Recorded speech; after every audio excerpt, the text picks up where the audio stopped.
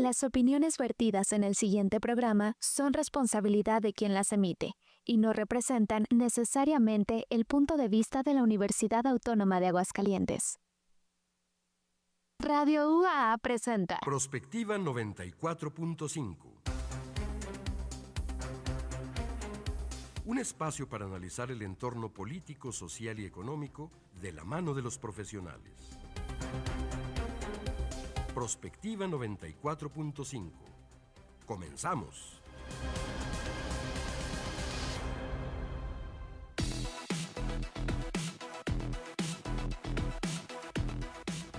Hola, ¿qué tal? Muy buenos días. Bienvenidos a Prospectiva 94.5. Gracias por estarnos acompañando esta mañana de miércoles.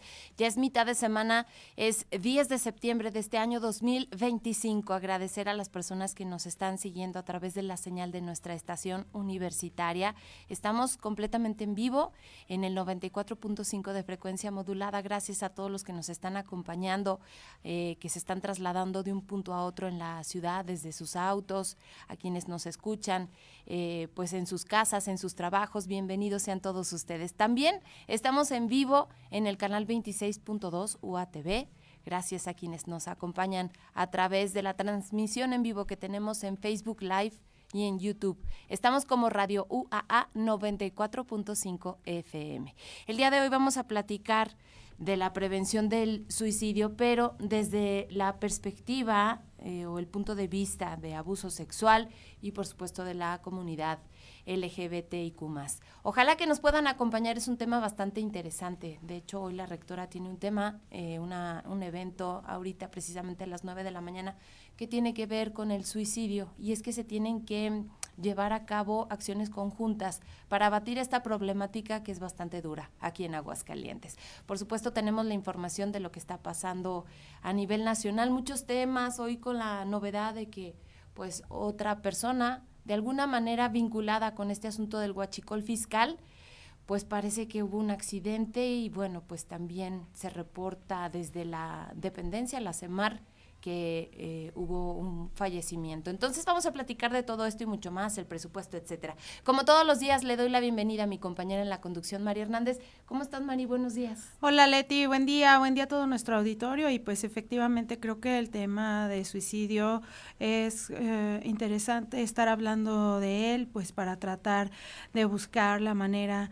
de ir previniendo, sobre todo pues estas ideaciones suicidas, de ir buscando a las personas que necesitan ayuda y ver que nuestro estado pues sigue entre las tasas más elevadas de suicidio. Es el tercer lugar nacional con un 14.3% por cada 100,000 habitantes, después de Chihuahua y de Yucatán. Es el tercer estado en donde hay más incidencia de esta pandemia, podríamos decirlo también de alguna manera, y que tan solo el año pasado hubo 178 fallecimientos por esta causa. Entonces, pues un tema interesante del que vamos a hablar hoy, así que les invitamos a que se queden con nosotros. Y que participen, la línea está abierta, 449-912-1588, ahí nos pueden mandar sus mensajes de texto en WhatsApp.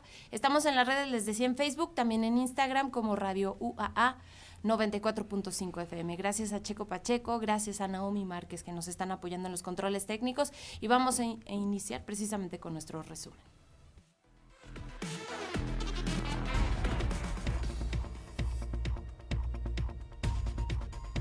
Bueno, sigue dando de qué hablar la designación de María José Ocampo Vázquez, hija de la ex candidata presidencial Josefina Vázquez Mota, al frente del Supremo Tribunal de Justicia en el estado de Aguascalientes. Y es que hoy, de hecho, lo publica un diario nacional, se aprovechó de un vacío legal, seguido de la interpretación de un criterio de género y de la declinación de otras dos magistradas. Ahora sí que se alinearon los planetas y bueno, pues casualmente la hija de Josefina Vázquez Mota es la presidenta del Supremo Tribunal de Justicia por lo pronto. Ella justificó su nombramiento tras una semana de silencio, básicamente, de una entrevista para Radio y Televisión de Aguascalientes. Y bueno, en esta entrevista, que fue grabada, editada y finalmente transmitida el día de ayer, Ocampo Vázquez niega que su nombramiento incumpla con el artículo 51 de la Constitución de Aguascalientes, en donde se establece que la presidencia del máximo tribunal corresponderá a quien obtenga la votación más alta y se alternará con quien resulte la persona de mayor votación del otro género. El magistrado entrante, y se trata de Felipe Ávila Orozco, ex subconsejero jurídico de la gobernadora Tere Jiménez, dicho sea de paso, que tiene el mayor número de votos, es quien decide, porque el magistrante saliente era hombre, pues él finalmente dice, va una mujer. Es decir, hay un cambio en el principio de equidad de género, según explicó. Aún así, antes que Ocampo, estaban otras dos mujeres, también ex colaboradoras del gobierno de la actual mandataria Tere Jiménez, que habían obtenido más votos, pero estas, según la hoy presidenta del Supremo Tribunal, habrían declinado. No se sabe todavía por qué lo hicieron, pero si nos imaginamos, las candidatas que declinaron son Mariana de Fátima de León Barba. Ella fue directora de Administración del Instituto de Seguridad y Servicios Sociales para los Servidores Públicos del Estado de Aguascalientes y suplente además del diputado panista Salvador Alcalá. Y la otra es Cintia Guadalupe Trujillo Lara, quien se desempeñó como coordinadora de Casas del Bien Común Rurales, un programa de la Secretaría de Desarrollo Social de Aguascalientes. Vamos a escuchar un fragmentito de esta entrevista. Es muy importante establecer que en el artículo 51, como bien lo mencionas, establece que tenemos un presidente que será el cargo será de 2 años y cambiará de hombre a mujer. El magistrado entrante, que tiene la mayor número de votos, es quien decide, porque el magistrante saliente era hombre, decide que vaya una mujer. Es decir, hay un cambio en el principio de género, de equidad de género, donde se va a mujeres, y 2 de mis compañeras deciden declinar su oportunidad, que al igual es un derecho de ser presidente. Y muere otro marino el día de ayer, como ya lo decía Leti al inicio de este programa. El día de ayer la Marina informó oficialmente que fue en una práctica de tiro en Puerto Peñasco, Sonora. El capitán Omar Adrián del Ángel fue responsable de la aduana de Manzanillo un año antes de que el contraalmirante Fernando Rubén Guerrero Alcántar fuera ejecutado en noviembre del 2024 en ese puerto tras denunciar una mafia de huachicol fiscal dentro de la Marina. Ayer la Secretaría de Marina Armada de México confirmó su muerte en una publicación de X, donde expresa su pesar por el fallecimiento de uno de sus elementos justamente allá en Sonora durante el ejercicio de esta práctica de tiro real. La muerte se suma a la cadena de bajas de mandos navales en los últimos meses en medio de investigaciones por robo y contrabando de combustibles en puertos y aduanas de todo el país.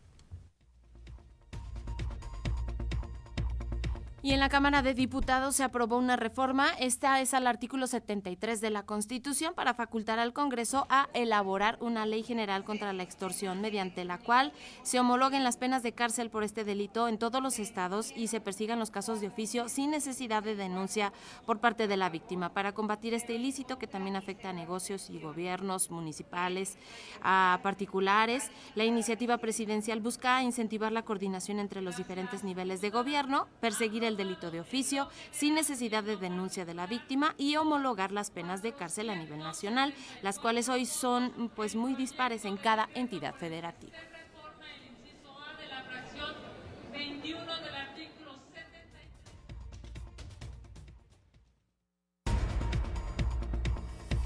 Y el paquete económico 2026 viene, como ya lo decíamos ayer, con incrementos que se han llamado impuestos saludables e implican aumentos al IEPS, al Impuesto Especial sobre Producción y Servicios, de ciertos productos que están relacionados con afectaciones a la salud física y mental. El objetivo es incrementar precios y contribuir más a la recaudación de impuestos, desincentivar el consumo, y aplicarán en 4 rubros específicos: bebidas azucaradas, cigarros, videojuegos violentos y casas de apuesta en línea.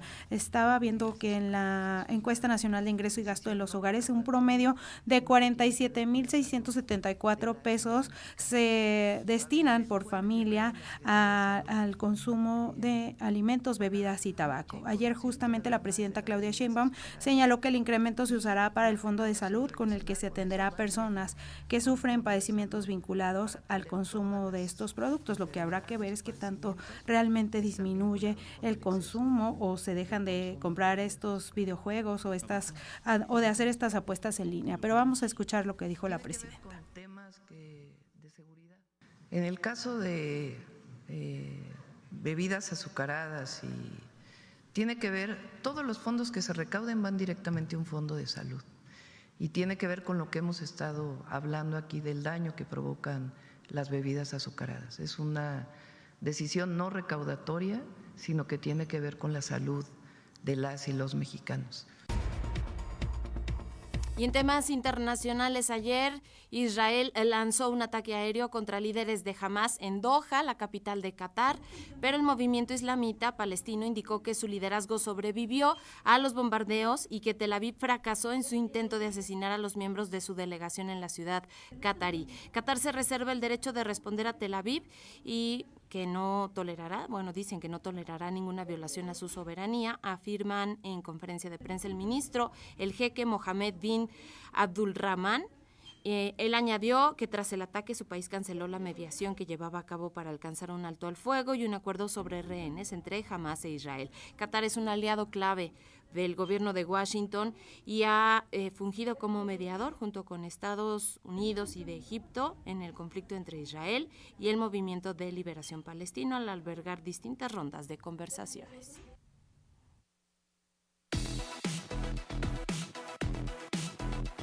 Comunícate al WhatsApp al 449-912-1588.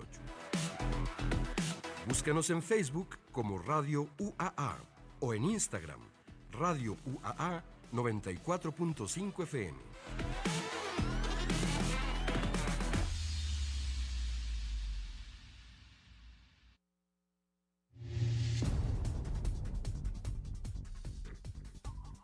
El suicidio representa uno de los problemas de salud pública más complejos y sensibles de nuestro tiempo. Según la Organización Mundial de la Salud, cada año cerca de 700,000 personas en el mundo pierden la vida por esta causa. En México, las cifras muestran una tendencia preocupante, con particular afectación en jóvenes y poblaciones en situación de vulnerabilidad. Entre los factores de mayor riesgo se encuentran las experiencias de abuso sexual, que dejan secuelas emocionales y psicológicas profundas, frecuentemente asociadas con sentimientos de culpa, aislamiento y depresión. De igual forma, la discriminación contra personas de la diversidad sexual incrementa las posibilidades de ideación suicida debido al rechazo familiar, escolar y social, así como a la violencia que estas comunidades enfrentan. Otro grupo altamente expuesto lo constituyen las personas con discapacidad, quienes además de las barreras físicas, enfrentan un entorno marcado por la exclusión y la falta de oportunidades, lo cual deteriora su bienestar emocional. Estos sectores comparten un mismo desafío, la dificultad para acceder a servicios de salud mental oportunos, integrales y libres de estigmas. Hoy la prevención del suicidio exige miradas multidisciplinarias que contemplen no solo la atención clínica, sino también políticas públicas de inclusión, educación comunitaria y redes de apoyo social. Y será el tema del que hablaremos hoy en Prospectiva 94.5.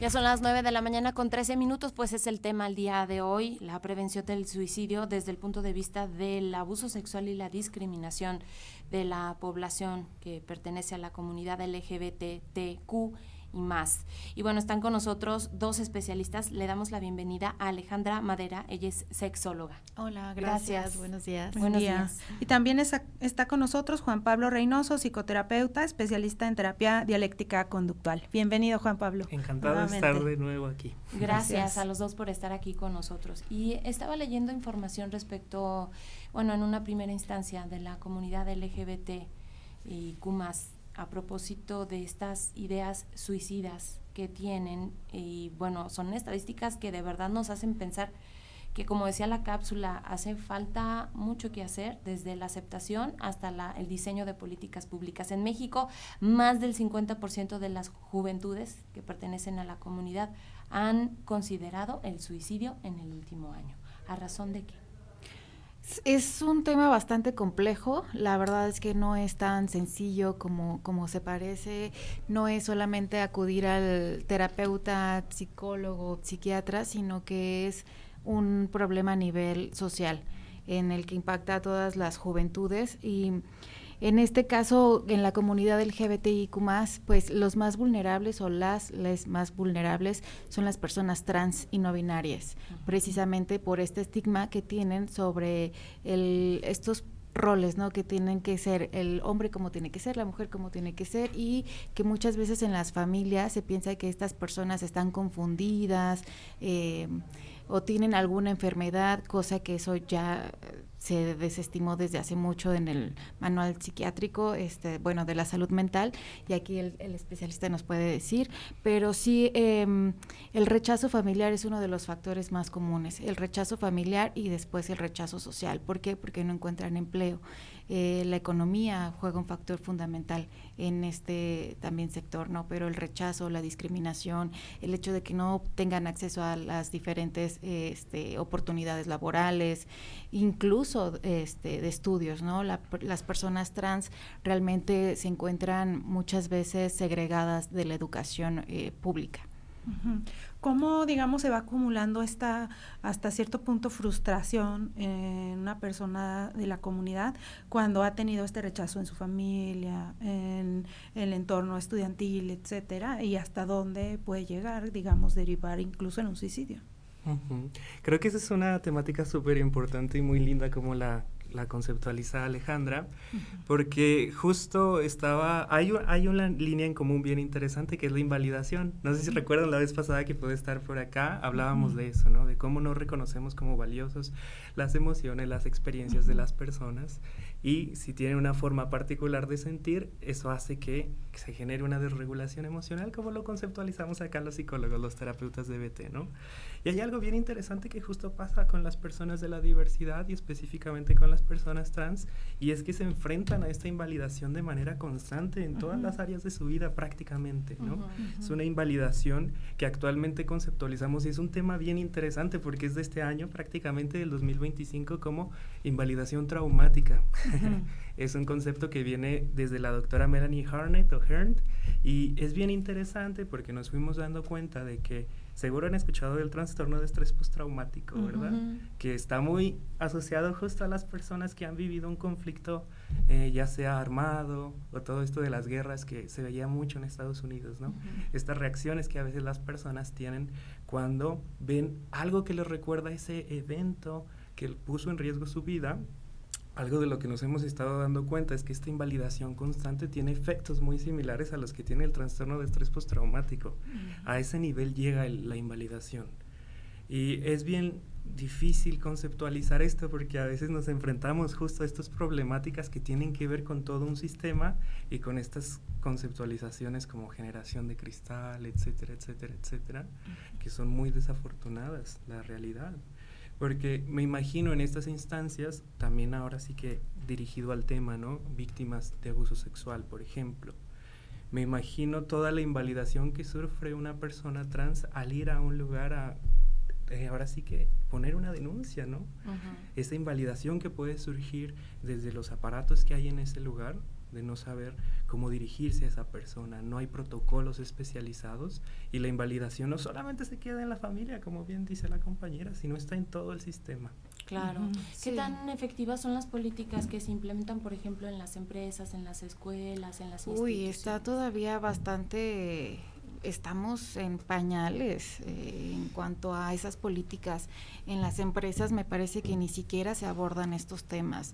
Tan es así que no vemos personas trans en empresas, ¿no? O sea, ¿en dónde las vemos? Generalmente en oficios como estéticas o en farmacias o tiendas de autoservicio, pero realmente en empresas yo no he visto a ningún funcionaria que sea una persona trans, ¿no? Es muy complicado y si logran llegan con bastante violencia del sistema y dentro de los propios compañeras de las empresas, ¿no?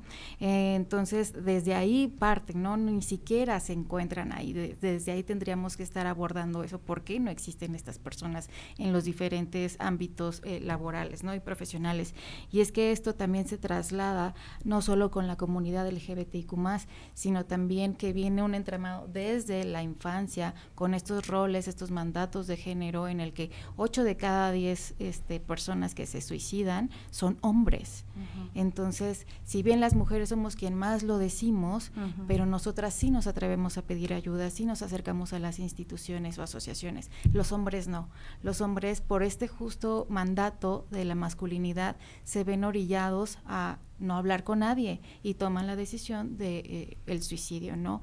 ¿Por qué? Porque no encuentran esta red de apoyo. Si llegan a hablarlo, pues se les ridiculiza, se les humilla. ¿Por qué? Porque no son lo suficientemente hombres, ¿no? Tendrían que poder con eso y con más. Sobre todo también algo de lo que no se habla precisamente sobre la sexualidad. Hombres que tienen alguna disfunción sexual, pues lo están sufriendo, ¿no? Y entonces imagínate la virilidad que es únicamente basada en el órgano sexual masculino, ¿no? Externo. Entonces, cuando eso no funciona de la manera que quisieran, vienen las frustraciones también. Entonces es el tema sexual, el tema económico, el tema familiar en el que ellos tienen que ser los proveedores. Si él es el mayor proveedor y en este momento se encuentra desempleado o no le alcanza, eso también es uno de los factores principales que lleva a las personas al suicidio y a no pedir ayuda. ¿Por qué no piden ayuda? Pues porque los hombres justamente deben de poder con todo, ¿no?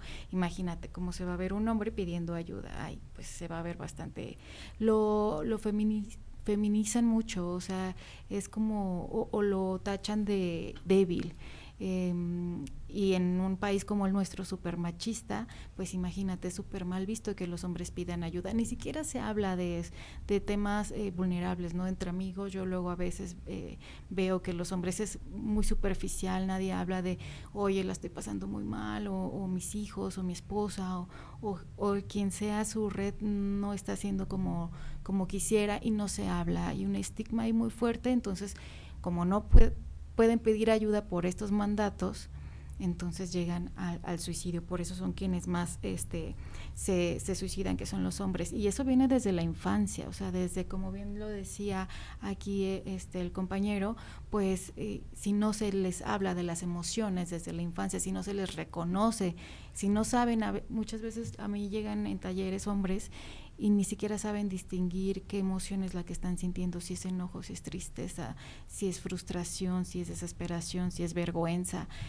¿Por qué? Porque desde pequeños se les enseña, no llores, no, aguántate, no pasa nada. Y sí pasa, y no les escuchamos. Ahora, ¿qué tanto deberíamos implementar estas medidas de detección temprana y de acompañamiento psicológico, tanto para las personas de la comunidad LGBT como para quienes han sufrido algún abuso? Súper importante, justo complementando lo que dice la compañera, que es precioso, ¿no? Cómo estos aparatos nos enseñan a autoinvalidarnos, ¿no? Ahí es donde aparece esta invalidación. Y es bien interesante porque en los libros de texto, imagínense dentro de una escuela, ¿no? Cómo ha sido un tema tan sonado el hablar de la diversidad, hablar de esta representación que se necesita para los niños, para los chicos. Creo que es súper importante. Por ahí hay una frase bien linda que dice algo así como, espero no estar, ahora sí que parafraseándola demasiado, pero claro que esta información no va a convertir a tu hijo en alguien de la diversidad. Lo que sí va a hacer es que alguien que sea se va a sentir ahí validado, respaldado, y va a tener la información para hacer que las cosas sean diferentes, ¿no? Que pueda entenderse y llegue a esta identificación, esta validación, y pueda tener las herramientas para identificar aquello que siente. Claro, y también ser conscientes de que en la adolescencia todas, absolutamente todas las personas estamos explorando, estamos descubriendo nuestra identidad, qué nos gusta, a quién pertenecemos, porque por supuesto que como seres sociales queremos pertenecer a un lugar. Entonces, muchas veces en las familias el rechazo lo toman como medio de disciplina. Si te rechazo, si te corro de la casa, vas a regresar siendo heterosexual, y no es así. El rechazo es violencia. De cualquier manera que le quieras ver a alguien que es rechazado, es una forma de violencia. ¿Por qué? Porque lo estoy segregando del grupo, lo estoy aislando. Este aislamiento hace que las personas se vuelvan muy vulnerables y que tengan estas ideaciones suicidas, ¿no? Entonces, igual en las escuelas, la ridiculización, el cómo luces, el cómo te vistes, no es solamente ya la comunidad, es toda la sociedad quien estamos siendo vulnerados o vulneradas de diferente manera en redes sociales, con la violencia estética. Se ha visto un incremento, aunque todavía INEGI no ha lanzado una encuesta como tal enfocada únicamente a la violencia estética, sí hay indicios de que se ha ido incrementando estas ideaciones suicidas, sobre todo trastornos de la conducta alimentaria, ¿no? Que tienen que ver con estos burlas, ciberbullying, en el que se burla a la gente de la apariencia de las demás, de las diversas corporalidades. Uh-huh. Entonces, esto también está haciendo el famoso body shaming, ¿no? El que me esté burlando de ti, te ponga apodos en las escuelas, es muy normalizado, ¿no? Bien lo decía la generación de cristal, no es de que seamos de cristal, es que ya no estamos para estar soportando esas violencias que mucho tiempo se han invisibilizado. Uh-huh. Entonces es importante este día, precisamente el 10 de septiembre, para visibilizar todo lo que nos atraviesa como sociedad, cómo estamos también siendo partícipes en que una persona pueda llevar a cabo un suicidio, porque las palabras pueden herir, pero también pueden salvar. Uh-huh. Entonces, ¿de qué lado estamos siendo nosotros? Si estamos siendo quienes estamos generando esta violencia o si estamos siendo acompañantes. Claro. ¿Qué pasa con las personas que sufren algún tipo de abuso? Sí, creo que ahí hay algo bien interesante, y antes de eso ya había varias personas regañándome si no digo esto, pero otras personas que están en vulnerabilidad son las personas que forman parte de la neurodivergencia, personas que están dentro del trastorno del espectro autista, que tienen alguna problemática discapacidad también, ¿no? Altas capacidades, también eso es algo que tenemos que problematizar y ver cómo podemos ayudarle a estas personas, visibilizar en ese sentido. Porque podemos ver a una persona y verla muy normal, pero en realidad tiene ciertas diferencias, esta diversidad, esto que es distinto, que claro que en ocasiones lo hace entrar en vulnerabilidad. Que siempre de pronto genera como un rechazo, ¿no? También, claro. Sí. ¿Y de abuso sexual? Sí, justo de abuso sexual, creo que ya les había compartido justo el programa pasado, que yo he estado muy de cerca en el oriente, por ejemplo, de la ciudad, en villas, dando atención comunitaria a adolescentes, y justo el común denominador en las chicas que presentaban, porque además casi no atendía a niños, los niños no se acercaban a recibir atención. Claro que había niños que habían desafortunadamente vivido esta experiencia, pero yo tenía a las niñas porque eran las que pedían ayuda, desgraciadamente. Era que justo ese factor precipitante era el abuso sexual por parte de un familiar o de una persona que estaba cerca de ellos. Y estas señales, ¿no?, que están ahí, que además no es que ni siquiera esas chicas no pidieran ayuda, había veces que pedían ayuda, pero el estigma, todas estas creencias machistas, yo escuché cosas tan desgarradoras que les decían los familiares, las mamás a estas chicas, por ejemplo, somos mujeres, eso fue lo que a nosotros nos tocó, ¿no? Eso no es tan grave, tú para eso naciste. Y yo escuchaba esas cosas y quería ir con la mamá y ahorcarla, obviamente, ¿verdad? Pero la realidad es que todo ese tipo de comentarios, toda esa invalidación, que nosotros así la llamamos, pues termina generando creencias, ¿no?, en los chicos, estas creencias limitantes que a veces podemos llamarles, que tienen que ver con soy inadecuada, no soy importante, no me escuchan, ¿no? Y justo toda esta vivencia emocional que están sintiendo, como lo podemos ver muy evidentemente con las víctimas, o bueno, con las personas sobrevivientes de guerras, ¿no? ¿Qué pasa cuando escuchaban un ruido extraño, ¿no? Se activaban en este modo de supervivencia, ¿no? Y eso es lo que le pasa también a los chicos, a las chicas, a las personas víctimas de abuso sexual, cuando ven a una persona que se le parece a su abusador, o cuando reconocen una señal, ¿no?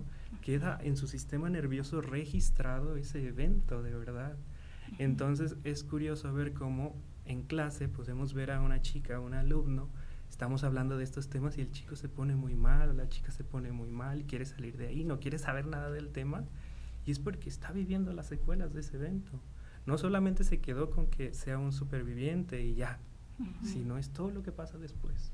Sí, de hecho, las personas que han sido sido víctimas de abuso sexual tienen 6 veces más probabilidades de llevar a cabo un suicidio que quien no ha sufrido un abuso sexual.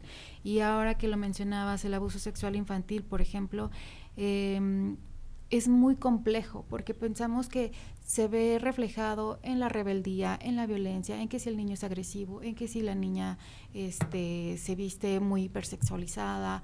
Y hay otras personas, hay otras infancias que lo viven de diferente manera. Hay niñas, hay niños que lo registran subiendo de las calificaciones, enfocándose en la escuela, y muchas veces estos signos son tomados como, ay, mira, qué aplicada es, cuando no sabemos lo que realmente está pasando. Entonces, esto es, el abuso sexual infantil es más complejo de lo que creemos, y el impacto en la adolescencia y en la adultez genera justamente estas depresiones, estas ansiedades que llevan a un suicidio. Y más porque pues en muchas ocasiones es la misma familia la que, o en la mayoría de las ocasiones la misma familia la que abusa. Pero bueno, eso si quieren lo vemos después de la pausa. Son las 9:30 a.m. La línea está abierta, 449-912-1588. Ahí nos pueden mandar su mensaje de texto en WhatsApp.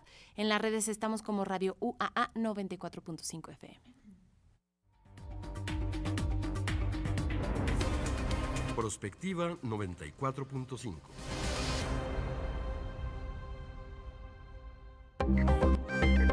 Búscanos en internet, radio.uaa.mx.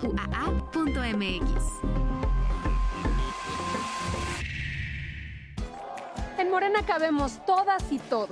Las chambeadoras, los trabajadores, los echados para adelante. Aquí siempre habrá un lugar para los jóvenes. Y para los no tan jóvenes. Bienvenidos los honestos, las valientes, los perseverantes. Súbanse quienes quieran seguir transformando a México. En Morena estamos afiliando gente buena. Como ella. Como él. Como tú. Porque aunque somos millones, siempre tendremos lugar para uno más. ¡Súmate a Morena! Gracias, mamá. En el segundo piso de la Cuarta Transformación, decimos gracias. Gracias, abue. Y reconocemos a las mujeres por el trabajo que han hecho para el cuidado de sus familias. La pensión Mujeres Bienestar llega a más de 1 millón de 63 y 64 años. Pronto la recibirán las de 60 a 62. ¡Inscríbete! Ubica tu módulo en bienestar.gov.mx. Impulsamos un gobierno de mujeres para las mujeres mexicanas. Gobierno de México. Todos los días cuidamos lo importante, nuestra familia, nuestro hogar, nuestra comunidad. La prevención para una emergencia se practica, porque saber qué hacer salva vidas. Este 19 de septiembre a las 12 horas, hora del centro, participa en el segundo Simulacro Nacional 2025. Al escuchar la alerta, mantén la calma y camina hacia el punto más seguro de tu casa o lugar de trabajo. Segundo Simulacro Nacional 2025. La prevención es nuestra fuerza. Gobierno de México. La hora exacta, las 9:32. Prospectiva 94.5.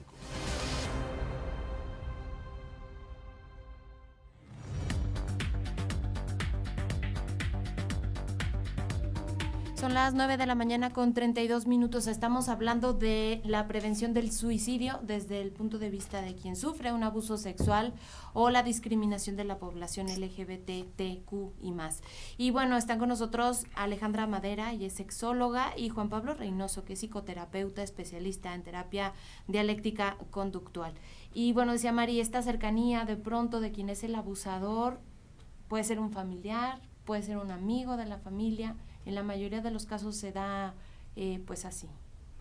Así es, por ejemplo en Aguascalientes la mayoría de abusos sexuales ocurren dentro de la familia. Sí, es algo muy alarmante porque entonces si es dentro de la misma familia a veces encubre a estos agresores o estas agresiones. Y esto pues siento que hace que todavía se sienta más frustración por parte de la persona que se abusada. Sí, porque si no tienes tu red de apoyo cercana, que realmente te esté apoyando, pues ¿con quién acudes? Uh-huh. Si con quien debería de protegerte no te protege, ¿a quién vas? ¿Con quién vas? Precisamente se da la vergüenza, la gente no lo denuncia.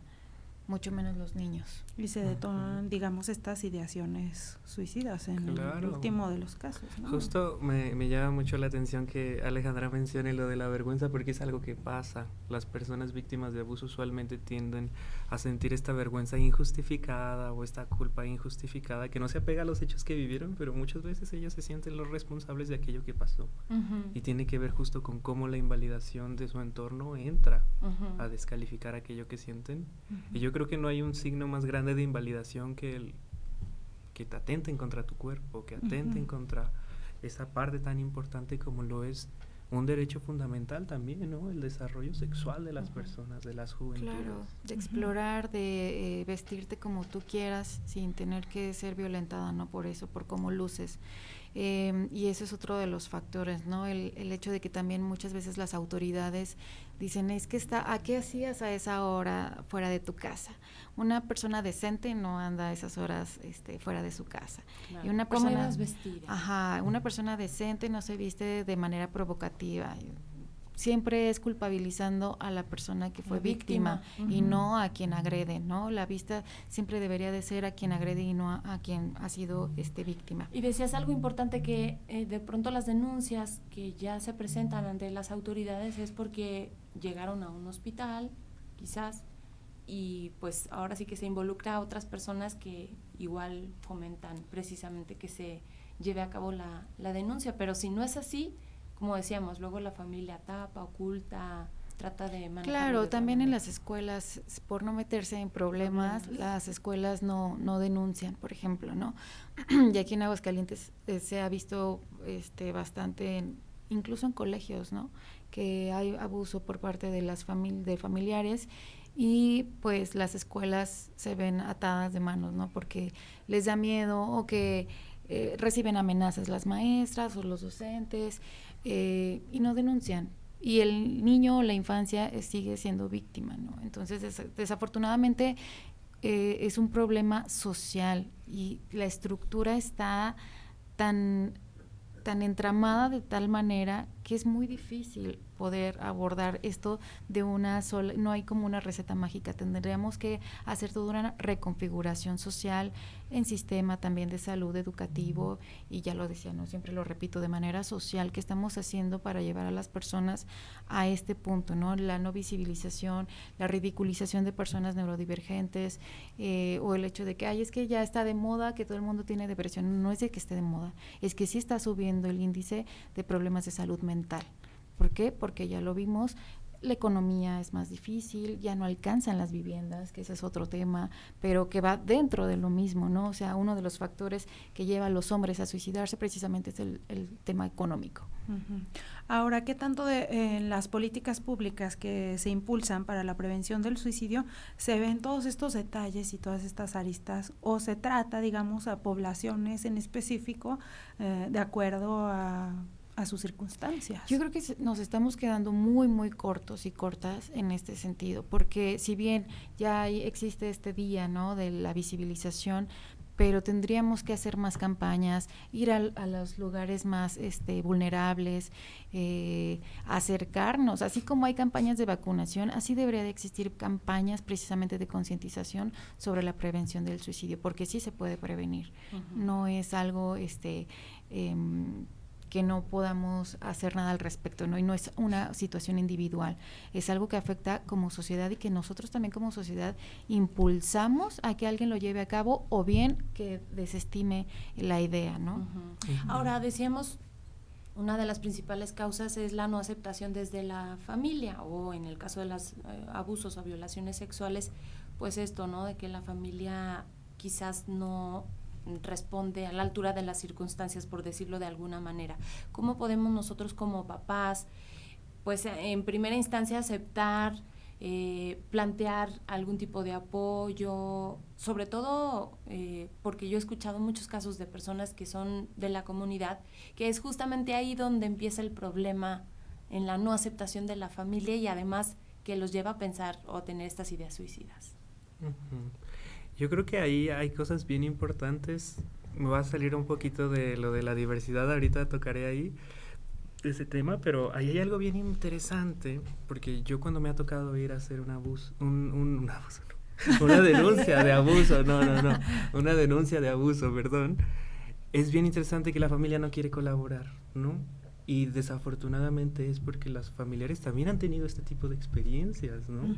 También hay que visibilizar que los padres en ocasiones sí están haciendo lo mejor que pueden con lo que tienen, ¿no? Uh-huh.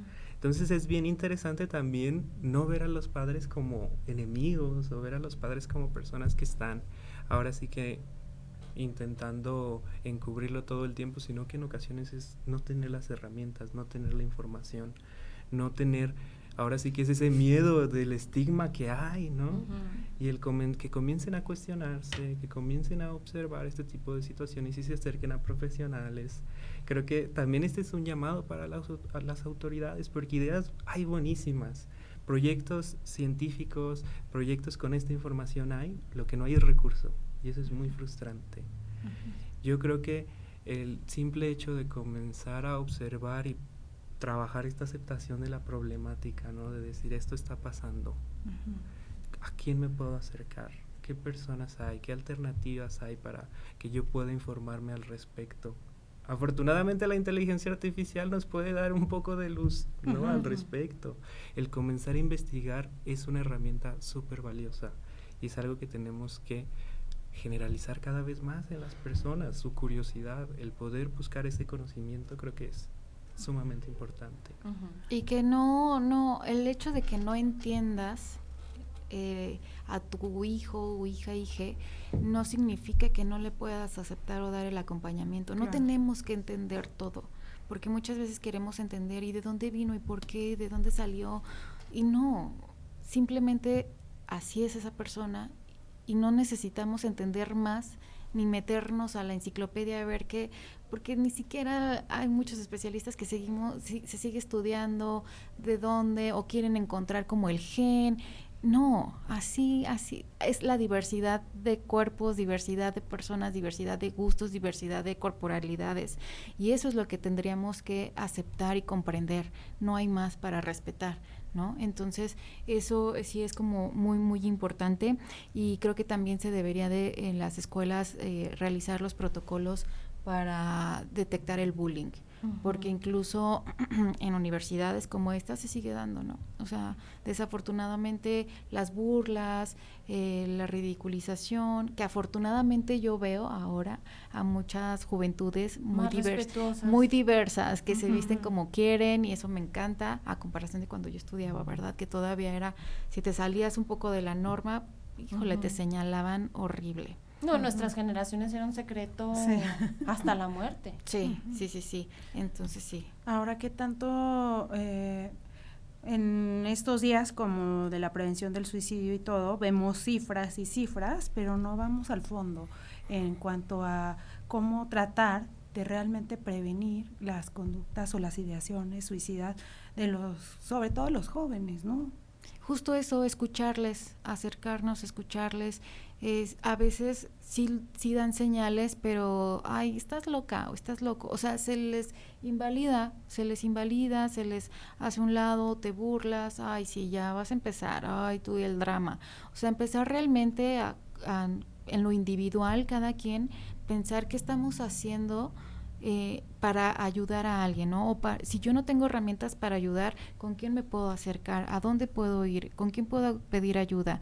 Y escuchar a la persona. O sea, créanme que eso, el escuchar a las personas puede ser lo único que puede querer esa persona, ¿no? A lo mejor no quiere que hagas nada, solo que le escuches, que la acompañes, uh-huh. que le valides precisamente tu sentir. Y si no, y si tú no puedes, o si crees que se te sale de las manos, ir a las instancias, ¿no? Acudir a ayuda, ir con profesionales, y no es solamente tarea o chamba de psicólogos o psiquiatras, como ya lo mencionaba, es una tarea de todos, en todos los sectores, autoridades escolares, autoridades de seguridad pública, autoridades en la salud clínica, o sea, en la medicina. Uh-huh. Ha venido en varias ocasiones Susan Rodríguez, ella pertenece a la comunidad trans, es funcionaria pública y nos habla mucho de lo que está pasando en las maquilas aquí en Aguascalientes. A veces hasta el tema del baño es un problema, sin embargo ha visibilizado estos pequeños esfuerzos que ya se están haciendo, por decir en algún punto en las maquilas aquí en el estado, pues para tratar de seguir ciertos protocolos, para evitar estos casos de burlas, de comentarios que pueden poner en una situación pues vulnerable a una persona que está pasando por esta circunstancia de tener que enfrentarse, por lo que decías, Alejandra, de que luego no encuentran trabajo, si lo encuentran pues es un problema, empezando por esto, por el baño y pues todas las burlas. Para ellos es más complicado de pronto poder subir de puesto. Claro, porque ligan su capacidad profesional con su imagen. Ajá. Es como el magistrade, ¿no? Que desafortunadamente le asesinaron, y muchas veces su trabajo se podía ver opacado porque iba en tacones o porque iba maquillado. Entonces dices, eso no tiene nada que ver con la capacidad profesional que pueda ejercer en su trabajo, ¿no? O sea, su imagen es otra cosa a lo que está haciendo, ¿no? A la capacidad que puede para resolver o atender la situación profesional o de trabajo que pudiera haber tenido, ¿no? Entonces, desde ahí creo que haya llegado a ser magistrade, pues ya es un gran avance, ¿no? Desafortunadamente, pues ahí se ve claramente la violencia que siguen sufriendo. Ahora, ¿qué señales de alerta tenemos que detectar, ya sea como padres de familia, maestros, etcétera? Creo que ahí, como decía justo Alejandra, no hay una única, ¿no? Creo que hay algunas que se han popularizado y que claro que hay que observar, como usualmente las personas, las infancias que han vivido un abuso, al parecer tienen estos cambios repentinos de humor. Hay algo que podemos observar tangiblemente en su expresión emocional, inclusive de su identidad. Y es bien interesante porque a veces podemos decir, ¿cómo? Ya de repente está bien malhumorado, ya de repente él no era así, ¿no? Ese tipo de cambios son alertas que nos deben de ayudar a decir, este es un momento de escucha para mi hijo, este es un momento que tengo que averiguar. A veces nos da mucho miedo, ¿no? El saber cuál va a ser la respuesta, pero claro, el tener esta esencia de humanidad compartida, de ver qué es lo que está pasando. No necesitamos tener las palabras perfectas, ni tener la solución perfecta. O esperar que muestre señales como normalmente se ven o dicen, ¿no? Porque cada persona es diferente. Yo sí les digo que siempre se acerquen, estén al pendiente, escúchenles, porque muchas veces los signos más visibles, pues en infancias precisamente cuando hay abuso, pues se hacen del baño, por ejemplo, el control de esfínteres no lo tienen, pesadillas, también el cambio de alimentación, o comen mucho o no comen. O sea, eso también hay que prestar mucha atención, si están más retraídos o más enfocados en algo de lo normal. O sea, sí es como acercarse, es que es eso. No hay como una receta de sigue estos pasos, porque probablemente tú piensas, como el ejemplo que ya les decía, esta niña había subido sus calificaciones y su mamá decía, ay, pero es que va tan bien en la escuela, es la alumna ejemplo, pero esa niña estaba siendo víctima de abuso sexual por su padrastro. Entonces, sí es muy importante acercarse, escucharles qué está pasando, cómo se sienten, cómo les va en su día, ¿no? Y yo siempre les digo, traten de estar en el día, siempre en el desayuno, en la comida o en la cena, pero siempre encuentren ese momento de platicar, de hablar. Claro. De saber qué está pasando con las otras personas. Y de estas personas que se detectan con ideación suicida, que reciben tratamiento, que de pronto si es necesario pues acuden hasta con un psiquiatra, toman medicamento, etcétera. Hay todo el acompañamiento. ¿Cuántas de ellas o qué porcentaje de ellas pueden salir adelante, pueden avanzar después de un abuso, o pueden ser más, no sé si sea correcto decir la palabra, resilientes ante las circunstancias que se presentan en el entorno, refiriéndome a la comunidad? Justo el tratamiento indicado como tal de una terapia actual que muestre esta evidencia científica, como lo puede ser DBT, no es por promocionarme ni nada, pero que tiene protocolos específicos para tratar la invalidación traumática, para tratar el trastorno de estrés postraumático, ha demostrado resultados prometedores. Se hablan de un porcentaje entre 76% y 80% de recuperación.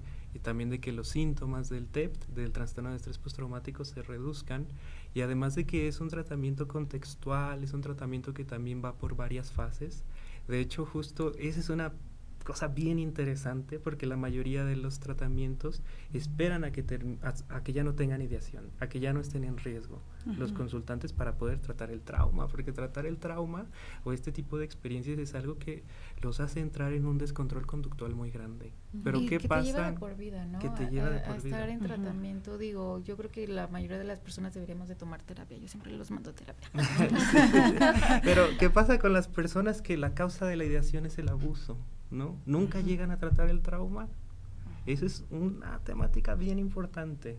Luego pueden convertirse hasta en abusadores, como lo hemos visto en algunas películas de allá en la Unión Americana. Quienes abusan sexualmente de manera repetitiva es porque quizás ellos también sufrieron abuso. En este sentido, justo lo que tenemos que ver es que eso es un mito en cierto aspecto, ¿no? Claro que puede haber casos que ocurra de esa forma, pero también el observar estos juicios que pueden aparecer son bien importantes para que las personas que han vivido esto no crean o se alimente todavía la culpa que sienten, ¿no? Entonces el poder tratar esta información con esa validación, ¿no?, que estamos hablando es bien importante. Y poner atención en lo que vemos, porque precisamente este tipo de programas o este tipo de entretenimientos lo que hacen muchas veces es llevar el estigma precisamente de estas personas que ya de por sí sufrieron un abuso, ahora cargarles con el estigma de que puede ser un posible agresor o agresora, ¿no? Entonces hay que tener cuidado con lo que consumimos y siempre tener como una mirada muy para cuestionar este tipo de contenidos y también de cómo se dan los abusos. No precisamente tiene que ser una persona que ha sido violentada, sino que puede ser cualquier persona. Muchas veces se dan las personas menos creíbles, ¿no?, que podría suceder, ¿no? El esposo más ejemplar, que llega a su casa puntual, no bebe, no fuma, no nada, y resulta ser que es un agresor. Ahora, ¿qué tanto se atiende realmente cuando ya hay un intento previo de suicidio? Porque justo la encuesta que les mencionaba dice aquí, ¿qué sucedió después del intento de suicidio que tuvo la persona el año pasado? Y en un 58% dice, nadie se enteró y no hubo un acceso a una terapia posterior. Claro, es que es el estigma precisamente, ¿no?, de no hablar del suicidio, es tabú. Si ya trató de suicidarse la persona, logró salvarse, ya no se habla en las familias, es como, ay, vamos a hacer que todo esté bien y atenderlo como si estuviera enfermo, ¿no? Y quizás nomás vigilarlo, ajá, ¿no? Me quedo contigo, siempre que hay alguien contigo, te trato de consentir, y no es así, no es de esa manera. Hay que acompañarse de profesionales de la salud, si bien sí es importante poner atención y llevar los protocolos que especialistas consideren para las personas en específico, porque no va a ser el mismo protocolo para todas, o la misma atención. Sí es importante seguir las recomendaciones, ¿no? Pero sí, justo prestar como atención en ese tipo de situaciones. Sí, justo como profesionales ser sensible a estas problemáticas, porque a veces también cuando uno no tiene estos conocimientos puede ser, es que le estoy dando todas las herramientas, ¿no? Pero el consultante no progresa. Y en ocasiones nos damos cuenta de que ahí hay un antecedente de algún evento como este y el consultante no ha sentido la confianza de contárnoslo, por ejemplo. O que se sigue repitiendo. Por ejemplo, no todo es el abuso sexual como lo conocemos, ¿no?, que es una violación, sino también ahora que lo estamos viendo con el acoso del sexting, que es sin consentimiento, que están difundiendo videos íntimos de mujeres o de estudiantes, que también eso está siendo un factor para que tengan ideación suicida. ¿Qué pasa con la familia alrededor cuando hay este intento de ideación suicida? Obviamente tienen que ir con el acompañamiento de la persona, pero igual también con el psicólogo. Con el debe tomar la familia porque luego involucrada. Se tiende a sobreproteger y no cierres la puerta y yo estoy aquí contigo, y como sobrepasar pues luego la intimidad de las personas que de pronto tienen ideación suicida. Sí, es bien interesante. Sé que ahorita algo que venía en la mente, que venía con la mente cuando venía para acá, era hablar sobre la invalidación. No quiero que todo se entienda como invalidación, pero la realidad es que también estás fragilizando a una persona al hacer eso, ¿no? El estar cuidándolo todo el tiempo, que no puede estar solo, eso también es un mensaje invalidante de sus capacidades y de lo que puede lograr, ¿no? Entonces también darnos cuenta de eso y estar bien comunicados con las personas que están dando la atención ahora sí que al consultante como tal es bien fundamental, ¿no? Porque recordábamos, ¿no? La realidad es que el intento de suicidio es la punta del iceberg de todo lo que hay de fondo, primero, y lo otro es que muy probablemente ese intento de suicidio le esté funcionando para algo a la persona, ¿no? Entonces es bien importante tener toda esta comunicación, entender que formamos parte de esa red de apoyo y mientras más informados estemos mejor. Y que no seamos cómplices. Si estamos detectando que alguien, un amigo, una compañera o algo, está violentando a alguien, denunciarle o no ser partícipes, porque muchas veces nos volvemos cómplices de toda esta situación. Ya les decía yo, ¿no? Del body shaming, y eso es bien importante, poner atención en cómo se están dando estos, sobre todo en redes sociales, este boom del fitness, de lucir de tal manera, los filtros, las cirugías estéticas, y si no luces de esa manera, entonces también vienen las humillaciones, vienen las burlas, viene la violencia, incluso física también. Y eso también aumenta los índices de intentos de suicidarse. Claro. ¿Algún mensaje final que quieran darle a nuestro auditorio, especialmente en este día?